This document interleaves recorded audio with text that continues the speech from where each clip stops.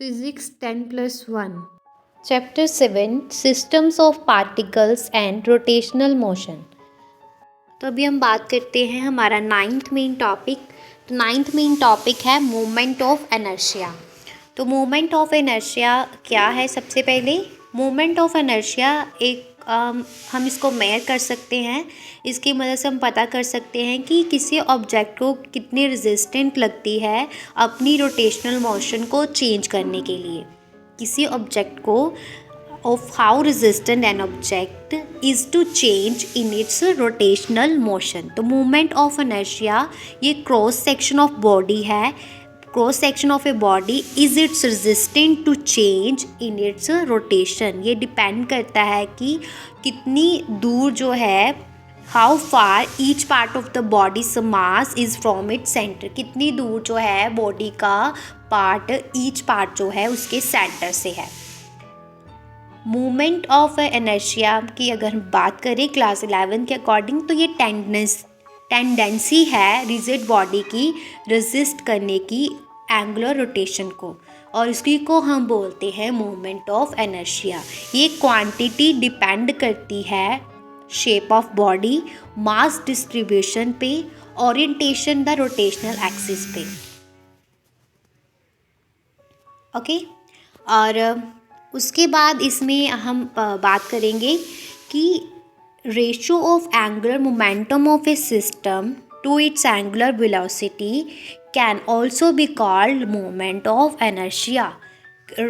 Angular momentum of a system और angular velocity की जो रेशियो है उसको भी हम मोमेंट ऑफ इनर्शिया बोलते हैं। Quantity expressed by body resisting angular acceleration, जो sum of product of mass of every particle with its square of a distance from the axis of rotation. और जो मोमेंट ऑफ इनर्शिया है ये एक scalar quantity है, मतलब इसका magnitude है बट डायरेक्शन नहीं है। ओके और मोमेंट ऑफ इनर्शिया में ही हम कुछ टर्म्स आ जाती हैं, जैसे रेडियस ऑफ गायरेशन। तो रेडियस ऑफ गायरेशन क्या है? Distance from the axis of A mass point. Distance from the axis of A mass point, जो मास जो है इक्वल होता है, जो मास इक्वल होता है मास इक्वल होता है होल बॉडी के मास के, और जो मोमेंट ऑफ इनर्शिया है इक्वल होता है moment of inertia of body के अबाउट एक्सिस। उसको हम बोलते हैं रेडियस ऑफ गायरेशन। और उसके बाद इसमें एक और टर्म आ जाती है फ्लाई व्हील। तो फ्लाई व्हील क्या है?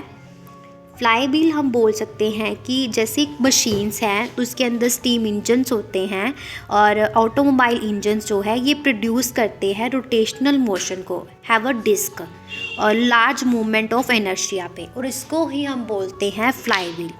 और क्योंकि लार्ज मोमेंटम ऑफ इनर्शिया जो है ये फ्लाई व्हील को रेजिस्ट करता है अचानक ही इंक्रीज़ और डिक्रीज़ होने से व्हीकल की स्पीड को, मतलब कि इसकी वजह से जो है व्हीकल की स्पीड में ग्रेजुअल चेंज आता है, अलो करता है ग्रेजुअल चेंज करने में स्पीड व्हीकल्स की स्पीड को, और प्रिवेंट करता है जर्की मोशंस को।